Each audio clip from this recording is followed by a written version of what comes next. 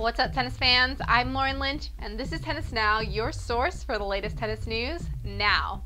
Andy Murray made it to the French Open quarterfinals by coming back to beat Viktor Troicki 4-6, 4-6, 6-3, 6-2, 7-5 after a two-day stretch. He will play Argentine Juan Ignacio Chela next.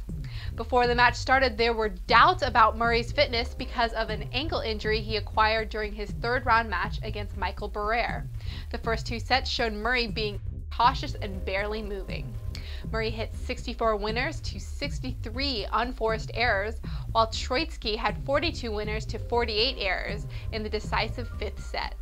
Troicki was up 5-2 and served for the match, but his 20 unforced errors compared to only 28 through the first four sets allowed Murray to string together a 5-straight game win.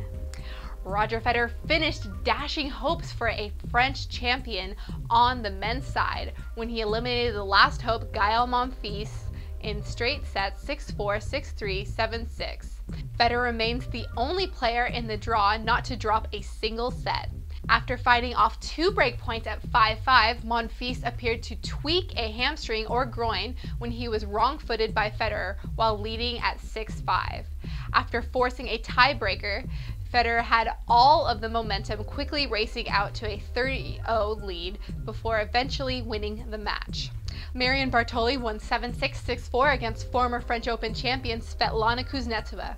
She's the first Frenchwoman in the semis since Mary Pierce, the 2000 French Open champ, in 2005. She overcame a 3-1 deficit in the tiebreaker to take a first set in which Kuznetsova had 5 double faults and both players combined to drop 6 serves. She will play Schiavone, who was the first woman in the semis.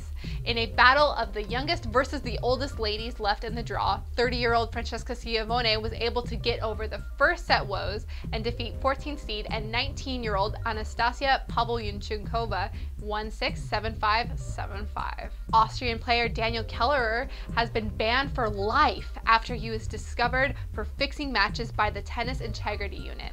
He was fined $100,000 for the offense. He was found guilty of 3 violations between October 2009 and July 2010.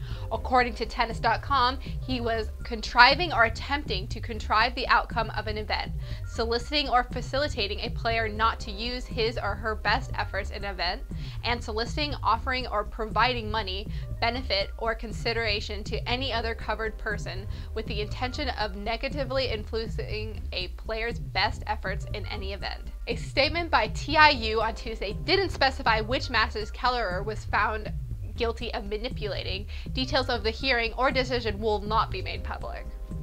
Looks like we can get a taste of Masha. Maria Sharapova is going to partner with Jeff Rubin, the man who helped create Dylan's Candy Bar in 2001 and a chain of candy shops called FAO Sweets in the 1990s, to develop her own brand of candy and sweets.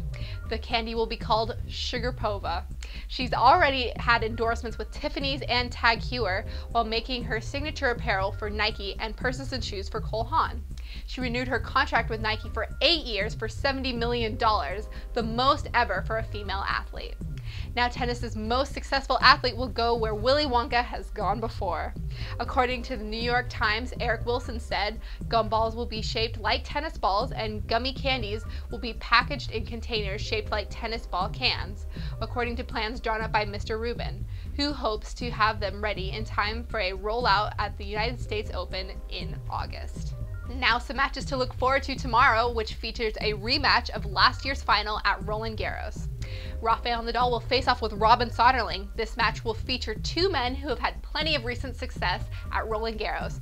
Of course, Nadal is the winner of 5 of the last 6 French Open titles. However, Soderling has had impressive runs at Roland Garros, taking Nadal out in 2009 and Roger Federer out in 2010. Nadal, however, seems to have his doubts about his abilities. He said, "I'm not playing well to win this tournament. You have to be a realist. We will see after tomorrow if I can play at this level. I've won 5 times here. I don't have an obligation to win 6, but I'm going to try for sure. It's good to be in quarterfinals, but I'm still playing with too much anxiety." 4th seed Victoria Azarenka will face off with Li Na, the 6th seed. Although Azarenka utilizes more spin from the baseline, Na has more experience playing in big matches after reaching the finals of the Australian Open earlier this year. She also displays a slightly more aggressive style of play than Azarenka. Maria Sharapova will face off with the dancer Andrea Petkovic.